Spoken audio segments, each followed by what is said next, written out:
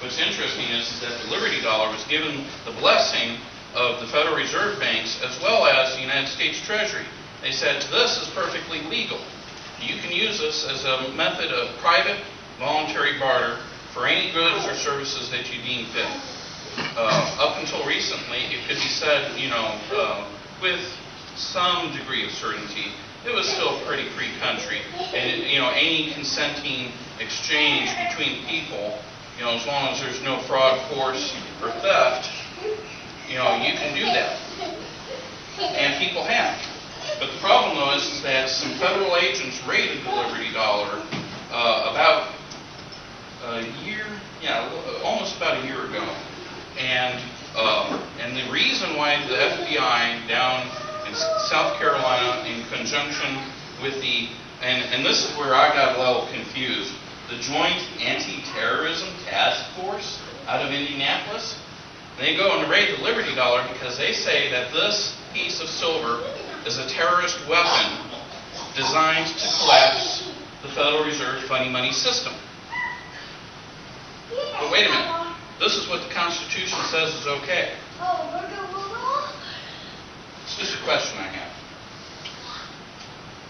But this has value. If the economy did collapse, Federal Reserve funny money notes and the other, like for example this here, this is one of those dollar coins, the Sacagawea dollar. This isn't even worth the metal that they stamped it out of, because it's mostly made out of zinc. Not even copper or brass or nickel. Certainly not silver. So, we had this crisis. They do the bailout bill. Bailout bill doesn't work as good as they could. And bear with me here for a moment. I'm going to...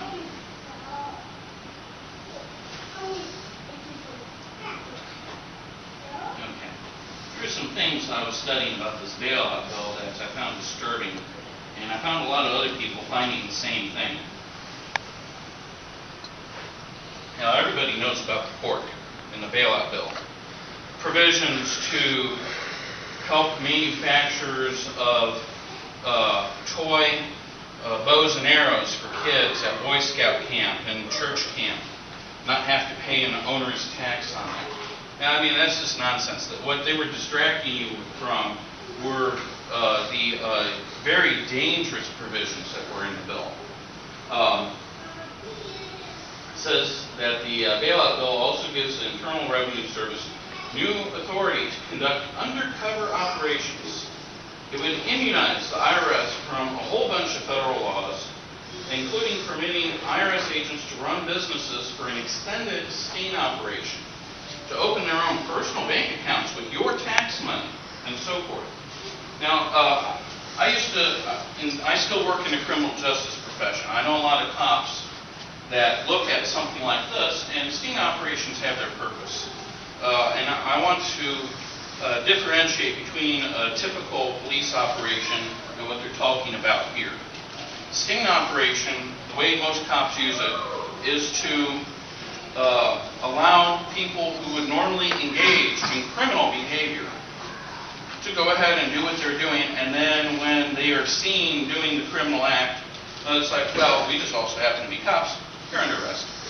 And we think like vice enforcement, drugs, prostitution, stuff like that.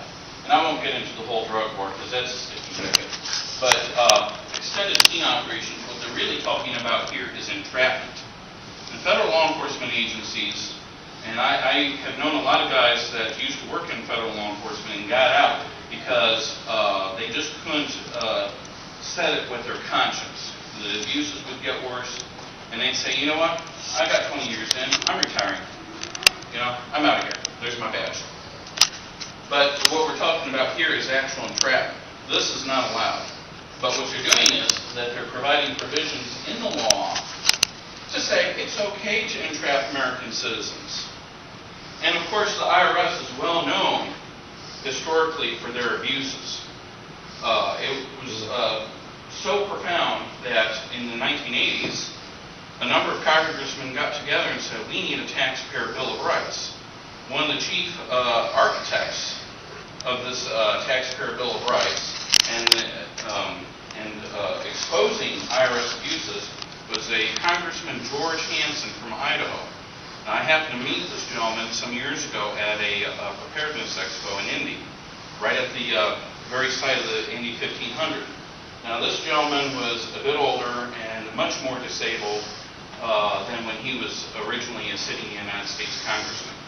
But with a little help from some judges, the Internal Revenue Service, without a scintilla of evidence, accused him of tax evasion, and without a jury trial, let me say that again, without a jury trial, kidnapped him and threw him in the federal prison system, where he was subjected to torture that left him without the use of his legs and his hands.